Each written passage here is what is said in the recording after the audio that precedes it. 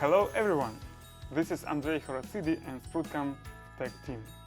Well, the new year 2024 is coming and it's time to take a look back. In 2023, we released version 17 of SprutCAM X and SprutCAM X Robot. This is not just another update, it's the most functional, powerful and advanced version, at least our users say that. At the same time, SprutCAM X products are still easy to learn and perfect for the new generation of makers.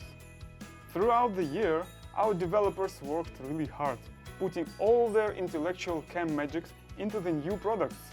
And soon we will showcase them to the whole world of CNC and robotics. Of course, we will do it with the help of our partners. And thanks to you, our technologies will be soon available to even more engineers all over the world. My best wishes to everyone in 2024. May it be a year of inspiration and cool new projects. And by the way, don't forget to join us at the SprutCAM X World Conference 2024. Knowledge, ideas, energy, technology, networking, all in one place. It's going to be awesome. Goodbye for now and Happy New Year!